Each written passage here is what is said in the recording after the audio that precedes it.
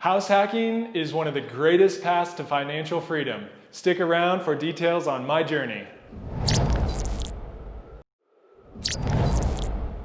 House hacking is one of the greatest paths to financial freedom and can help jumpstart your real estate investing career. I should know because I executed it to perfection, except for one mistake that still haunts me to this day.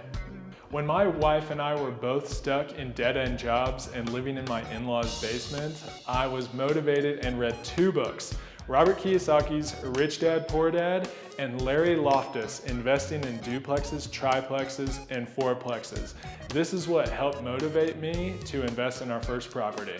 We reached out to an agent who specialized in 2, 3, and 4 unit buildings. It's important to find an agent who specializes in the type of property that you want to buy.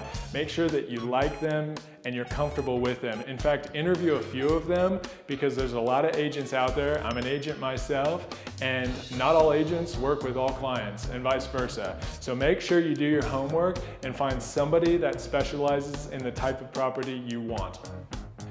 And because we were in dead-end jobs, we barely had enough money to put the down payment down. So we used an FHA loan, which only required 3.5% down, which was mind-blowing to us that we could start to control an asset like we wanted to control with so little money.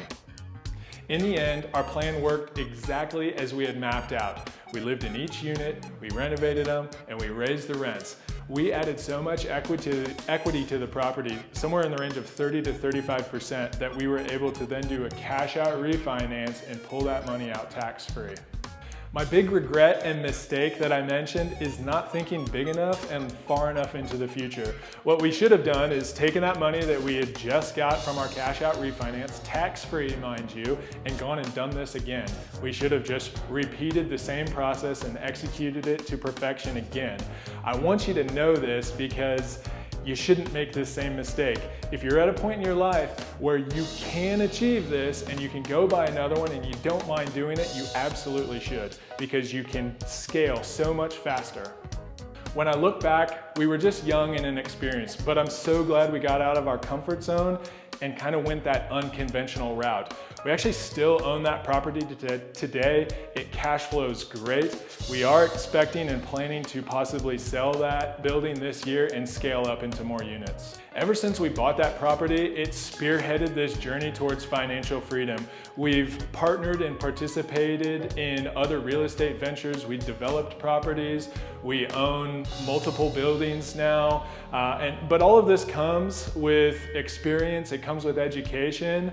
And it just comes with kind of the grit and grind that you need to take to go out there and do it. Thanks for listening. And if you have any other questions, leave them in the comments below. Please, if you got value from this, like this page.